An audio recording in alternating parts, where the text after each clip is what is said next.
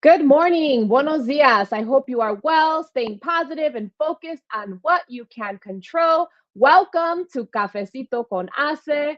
Drop in where you are tuning in from. I am tuning in from Chicago today, and use this opportunity, the comment section, to network, to engage, to ask your questions.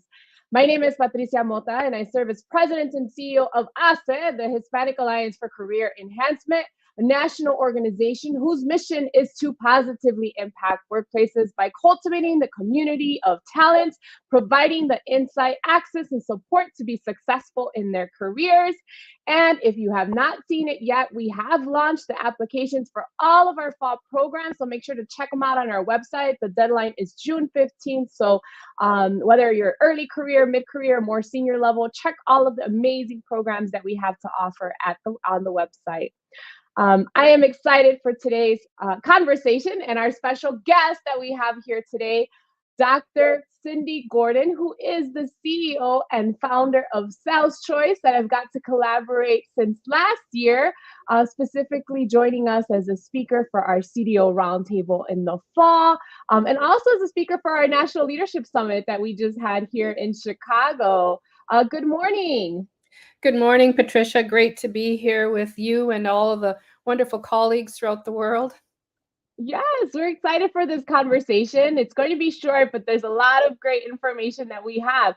But Dr. Gordon, first thing is first, this is Cafecito con ACE, which is coffee with ACE. So let us share with our audience this morning. And those of you tuning in, please share with us as well in the comment section.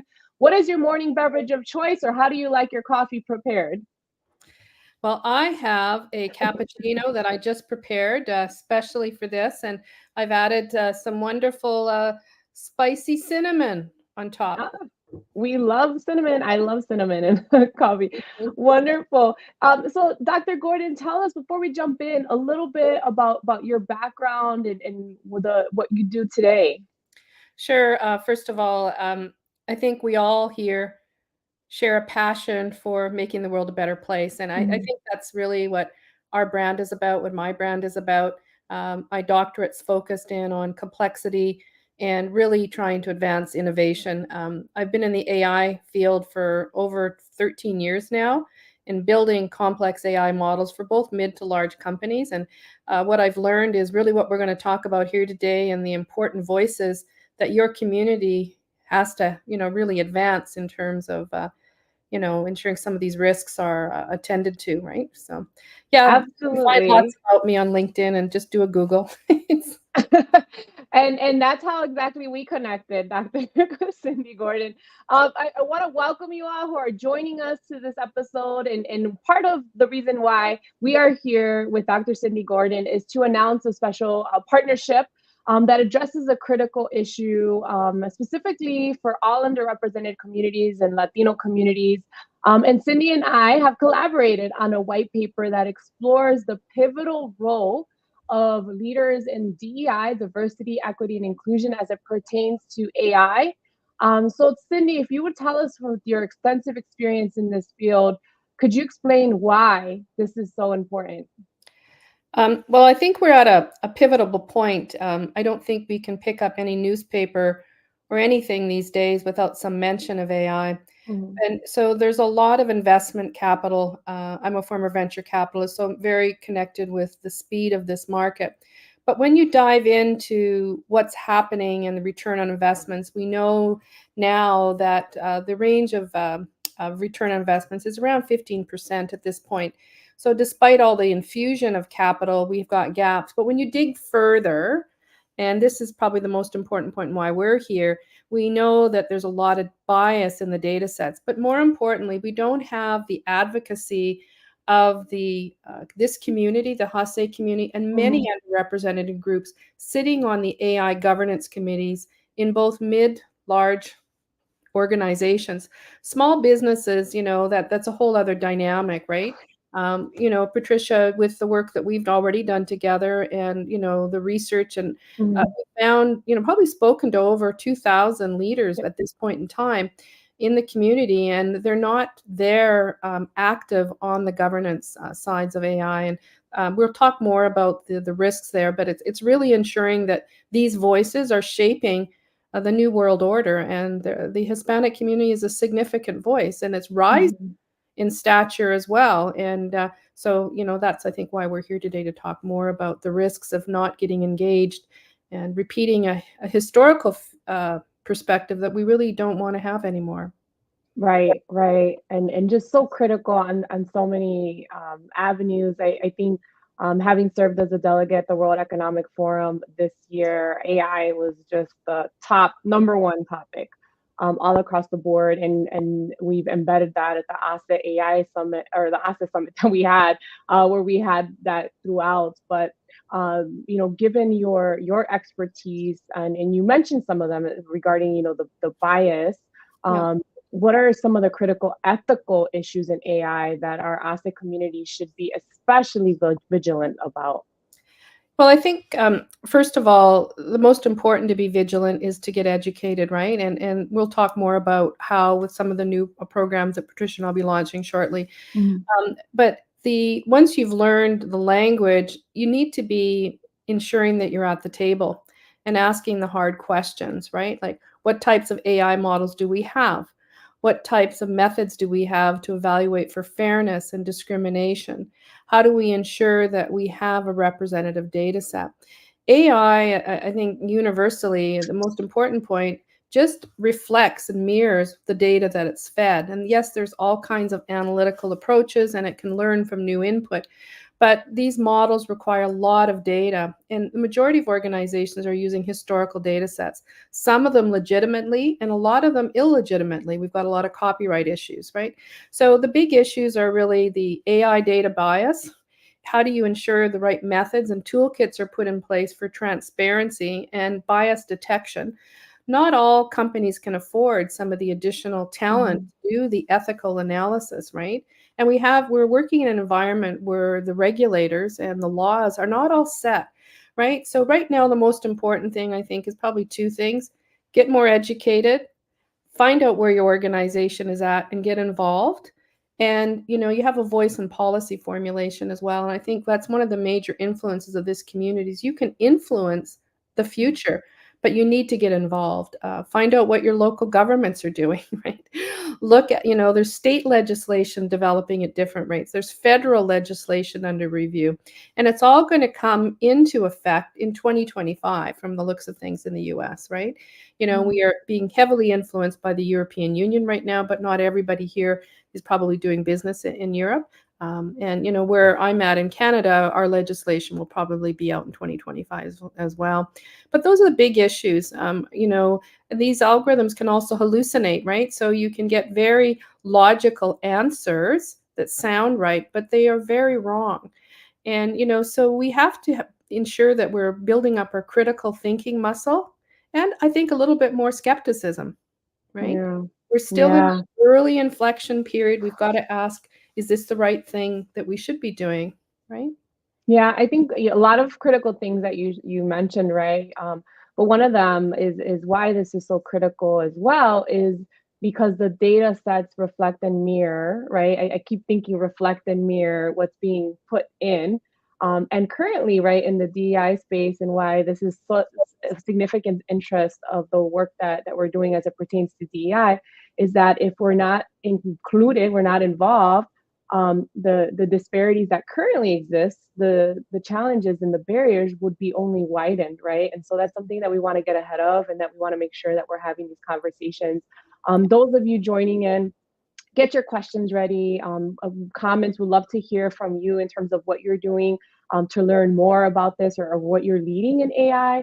We'd love to hear from you all. And Cindy, as we integrate AI into our strategies, what are the essential questions that DEI, HR managers, people leaders need to ask in order to align AI with their objectives? Because there's a lot of things that we're worried about, but there's also a lot of good things, right? It's like you said, is making sure we're creating education and awareness. Yeah, I think in the paper that we're really releasing as well today, there are a number of self-assessment questions in there. To me, the first question, and even if you just check on this question for everybody that's there, is the most important, and that is, does your organization have an AI strategy?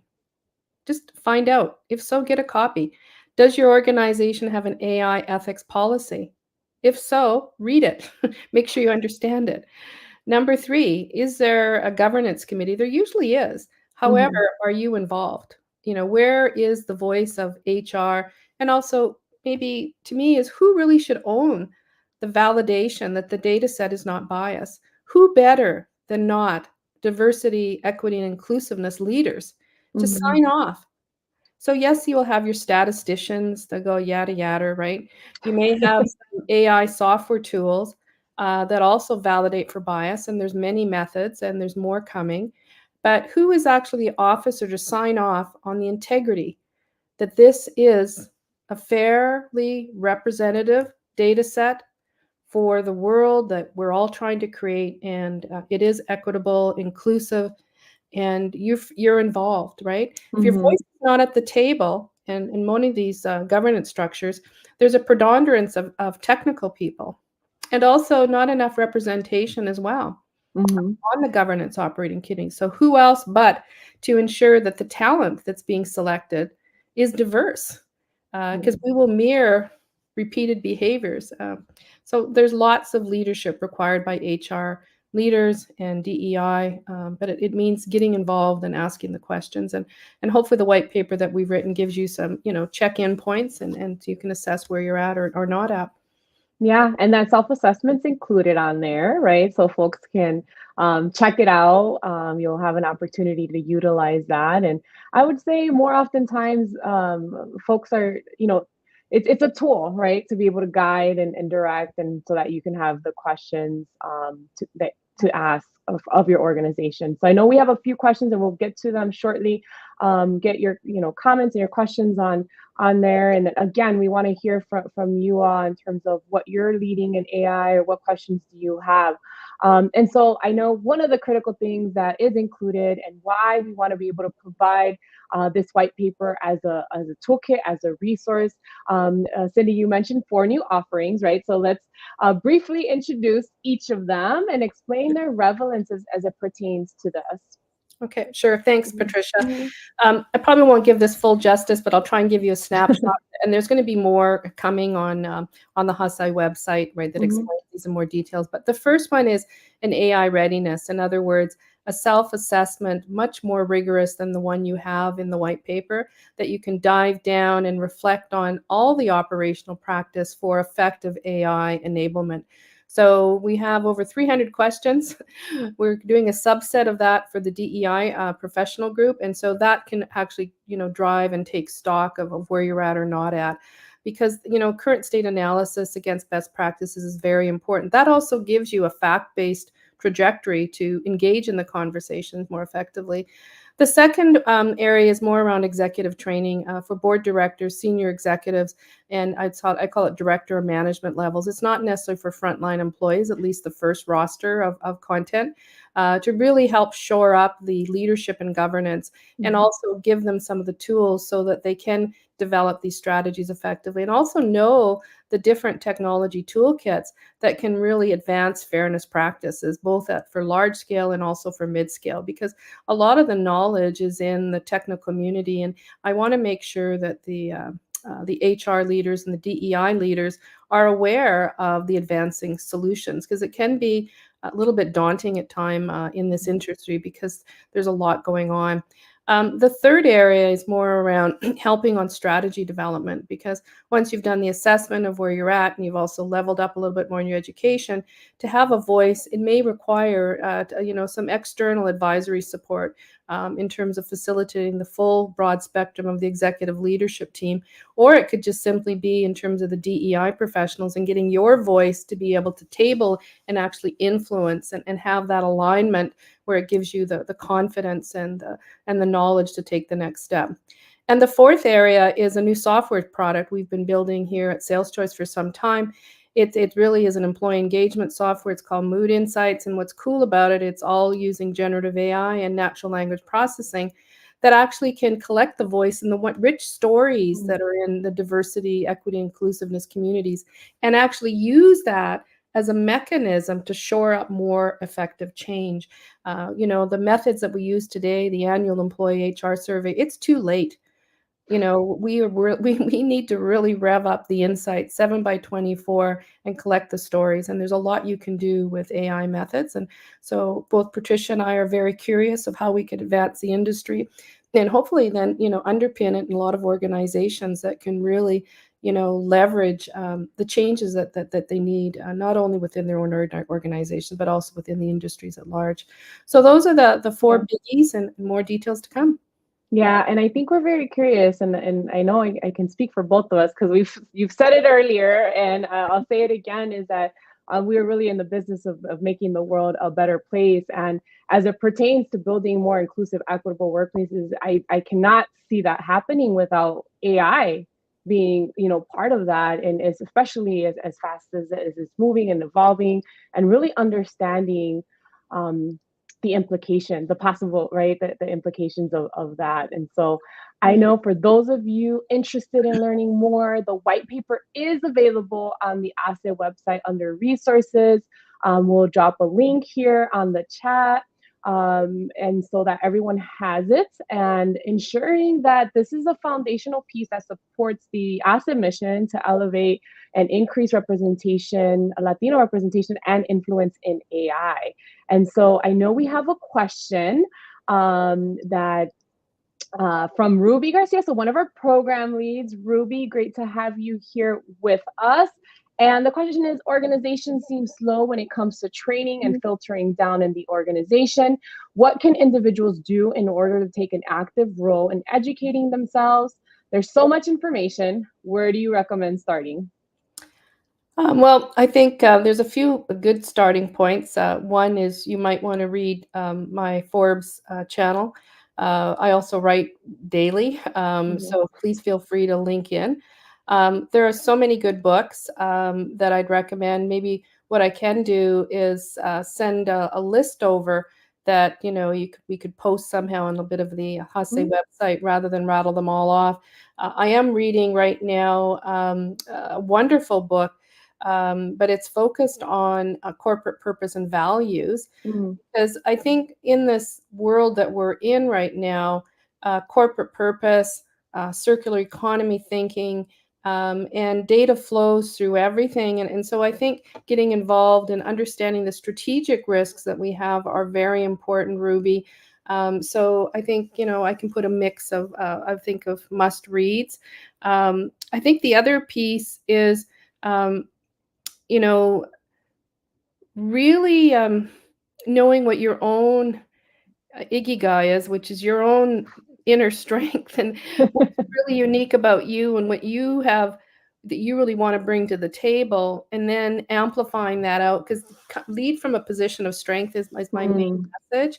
So, if you're not technically oriented and that, well, then if you want to try and build a little generative AI chatbot. So, try and put yourself in an uncomfortable position to learn. So hands-on learning is pretty important as adults, right?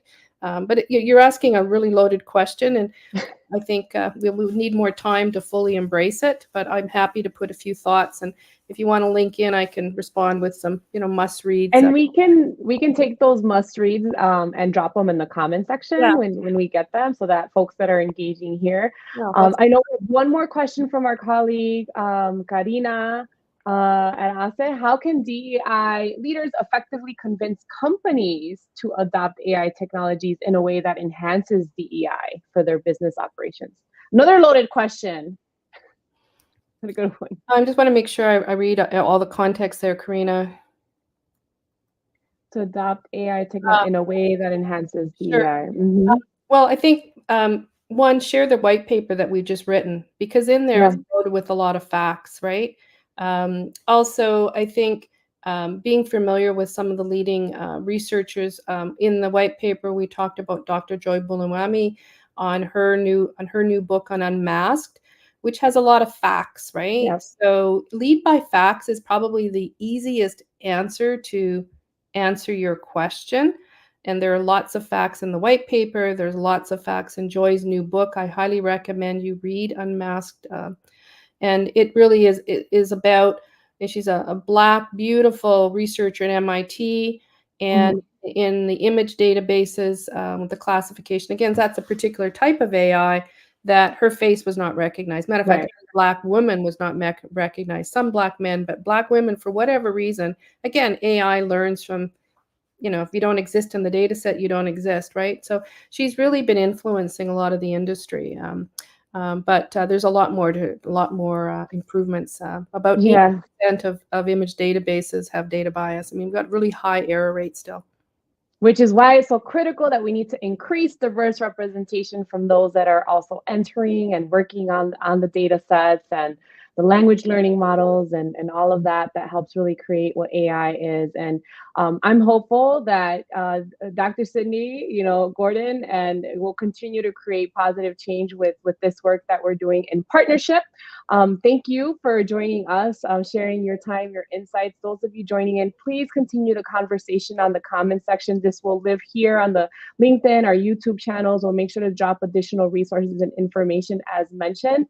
And again, keep the conversation going. Thank you, Dr. Cindy Gordon, and to all of you joining in. Hasta la próxima. Until next time, everyone. Take care.